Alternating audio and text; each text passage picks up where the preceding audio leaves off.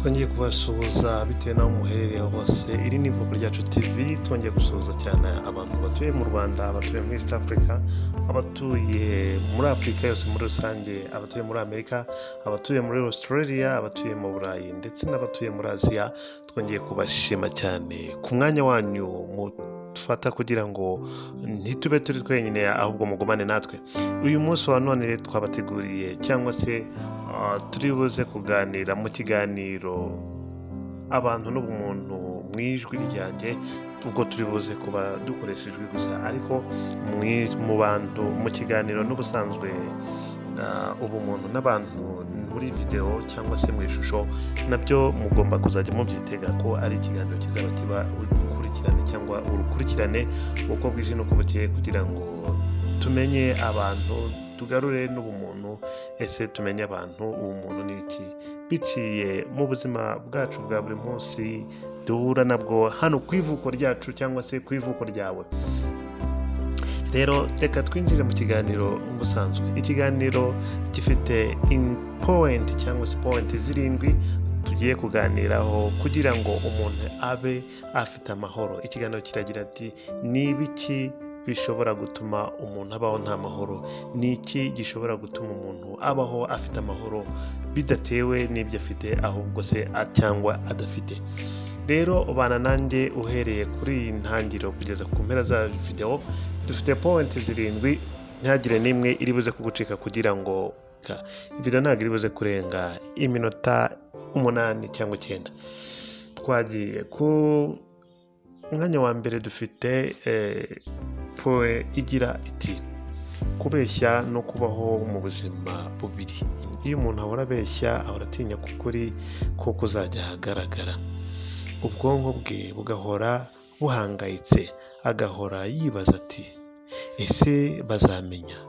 Ibyo bituma adasinzira neza, agahora afite ubwoba n'agahinda k'imbere mu mutima. Ingingo ya kabiri, kugirira abandi nabi cyangwa kubakandamiza. Kugirira abandi nabi cyangwa se kubatesha agaciro, kubatuka cyangwa kubakoresha nabi bituma umutima wuzura umwijima. Niyo umuntu yabikora akiyoberanya mu mutima, aba azi neza ko akora ibibi, agahorana ipfunwe n'umutekano muke. Murabyumva, ibi ngibi ni Ikinyarwanda kirasobanutse neza. Point ya gatatu, kugira ishyari n'urwango mu mutima. Umuntu ugira ishyari ahora yigereranya n'abandi, hakababazwa n'ibyiza by'abandi, aho kwishimira cyangwa se no kwishimira ibyo afite. Ahora abona ibyo afite bitagira agaciro. Ibyo bituma ahora ababaye, adatuje, atishimira ubuzima abayeho.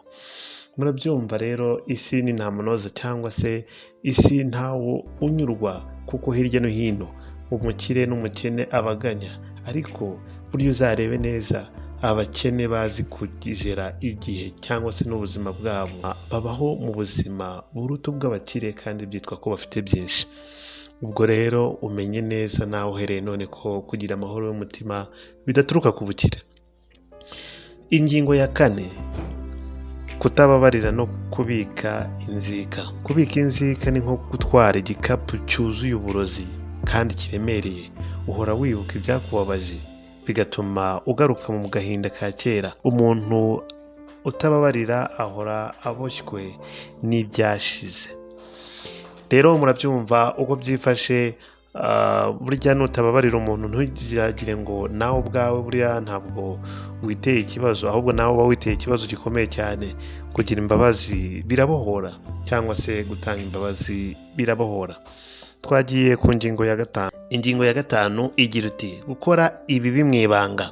Iyo umuntu akora ibintu azi ko ari bibi ariko akabikora mu ibanga, umutima uhora urwana n'ibyo akora.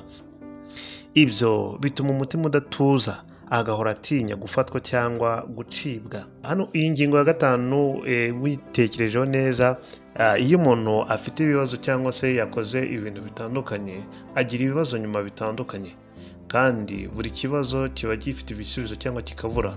iyo rero uri ahiherereye uvuze ko nta muntu ukureba, ariko iyo uhavuye uba utekereza ko byanze bikunze nabwo hashobora kuba hari umuntu wakubonye.